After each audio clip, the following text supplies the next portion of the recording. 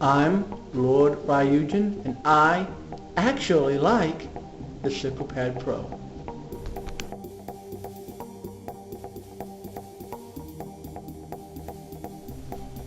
So real quick before we get into this week's topic, I'm currently playing Cybermorph on the Atari Jaguar. Really interesting game. So let's get into this. Well, anyways, this is LordRyuujin Presents, as I'm sure you're already aware of, the weekly video game blog where I talk about anything and anything video game related that I feel is important. And I feel that this is really important to get across this week's topic. It's talking about the CirclePad Pro, but more specifically talking about alternative controller methods. And what I don't understand is why people complain. Why people complain about it. So let's jump right into the topic. Now, what really sparked this whole entire video conversation is the fact that Nintendo released the 3DS XL, and I already gave my opinions about the 3DS XL in my personal blog on Blogger, which I'm sure the link is listed below in the description. But besides that, they said they were going to release a CirclePad Pro for it, and I was just watching a video on IGN, I think just a couple of days ago, about how it looks, and it looks pretty interesting, you know, gives you the grips and everything like that.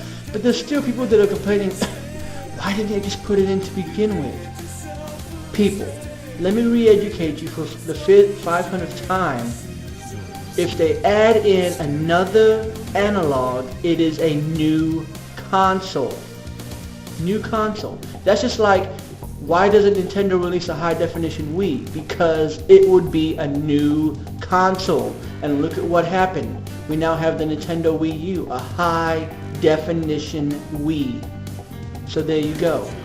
So, with the next iteration of Nintendo Portable, the 4DS or whatever, yeah, we will see this bad boy and the triggers on it. We will see it built in. I can almost guarantee you. Look at the PSP. One analog nub. Now the Vita has two analogs. Wow. You don't think that Sony went back and said, well, we need to add a second analog to our PSP, so let's just screw everybody who bought a PSP and add another one. Nintendo's not going to do that either. Nintendo's not going to go and say, well, everybody really wants a second analog nub on our 3DS, so we're just going to screw everybody who went off and bought the original 3DS day one, and we're going to put one on there anyway. And then that's going to also take faith away, at least in my opinion, it's going to take faith away from Nintendo.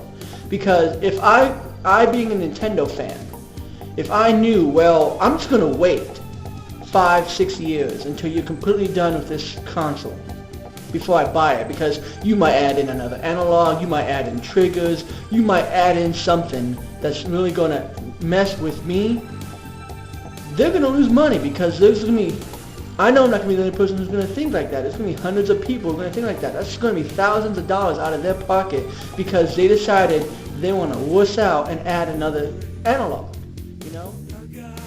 So I really just wanted to get that point out there, that if they added a second analog, it would be a new system. 3DS is designed to work the way that it is. And as I've already stated, anything else that they add in would just make it bigger. That's the reason why the CirclePad Pro works.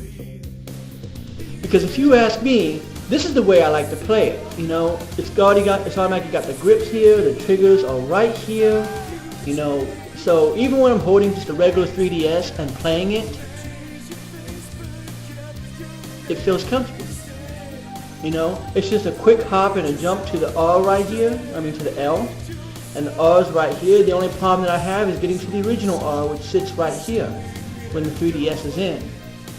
So, other than that, I don't think that there's a problem with that. I think it really should have been designed to where the R maybe stretched over the original R to where you can still press this and use it. But other than that, I have no problem with the CirclePad Pro. I think it makes the 3DS feel really comfortable in my hands.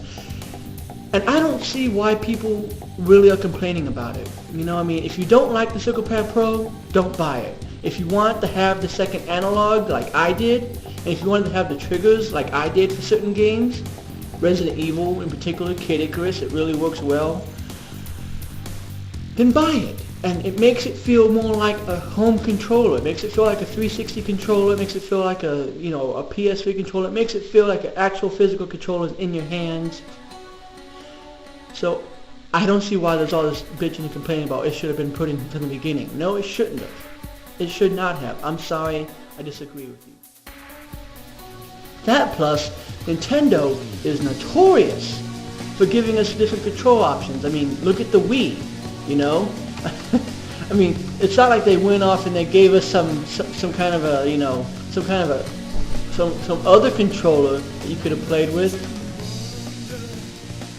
Okay, you made your point.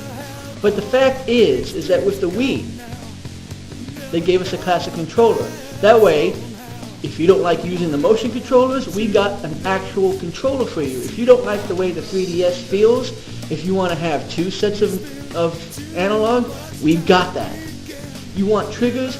We've got triggers. You want triggers for your classic controller? We got the Classic Controller Pro.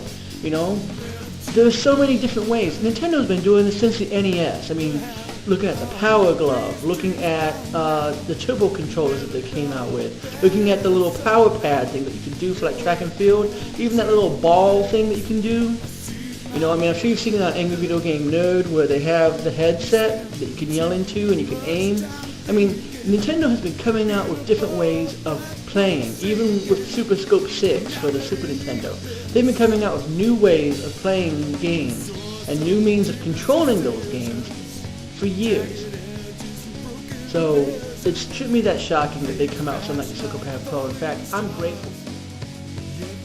And I mean, it's not like any other company tried to do the same thing. Alright, that's enough.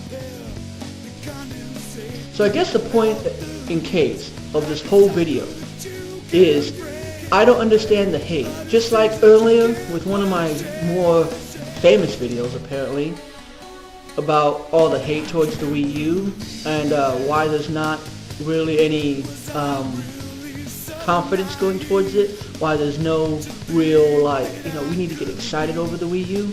I don't understand why people are making such a big deal about a second analog. I mean, if you did it with the PSP, it really wasn't that big of a deal, I guess, because I didn't hear too much about it with the PSP. They made a bigger deal about the Vita having two sets of analogs, and that's not really selling as well. But what Nintendo did was they give the players an option. They're not like Microsoft, who restricted you to one controller and basically said you have to deal with it. And they didn't do, like they did with the Super Nintendo pretty much. And you only stuck, or even the 64, where you're stuck with one type of controller. And even then with the Super Nintendo, they still give you that little tilt pack where you could move the controller around to move stuff. So yeah. I guess the whole point is it really does come down to options. I'm thankful for Nintendo because of this. That's why I love the Kinect. That's why I like the Move. That's why I like stuff like that. You give me options to do things. You give me different ways of playing games, other than just restricting me to a controller and basically saying, tough luck, buddy. So I like the Classic Controller Pro. Make sure that you leave your opinions about the Classic Controller Pro in the comments below or through a video response. It'd be really interesting to hear what you guys think about the Classic Controller Pro, if you've even tried it at all. But I can tell you right now, from my point of view, from my perspective, it is a great peripheral. It's definitely great to have. The battery life could have been better. I will admit that. The fact that it uses one AAA battery doesn't last very long, so it could have been better. But otherwise, it gives you options. You can play it. The original 3DS sometimes feels too small, so it makes it feel thicker and it makes it feel like actual controllers in your hands. I love to play my original 3DS games and even my original DS and DSi games with the classic with the Circle Pad Pro still connected to the 3DS. I hardly ever take it off. I took it off just for this video, just so I could show you at home what the Circle Pad looks like. And you know, it's no surprise that I record my videos on my Nintendo 3DS, so... Well, anyway, that's my video for now. Kind of a short rant.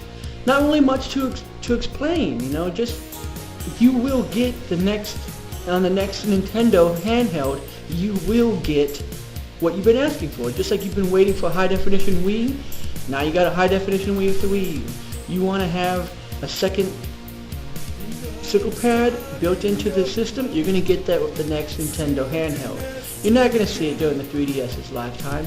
Just like we didn't see a circle pad get added to the DSi, so because, oh, that's the fashionable thing now. No, they kept the DS the same way it has looked since the beginning pretty much, just making it smaller and redesigning it. But they didn't go in and they didn't add in all this extra stuff to make it more like the PSP. So expect that. But that's my video for now. I will see you guys. Also, real quick guys, I wanted to remind you that during the month of October, we're going to be having a month-long Smash Brothers special. We're going to be talking about characters that I want to see for the Nintendo Wii U version and characters that I want to see for the Nintendo 3DS version, as well as different ideas as how I think it would be spectacular, and maybe some cross-platforming in there. But make sure you stay tuned all month long.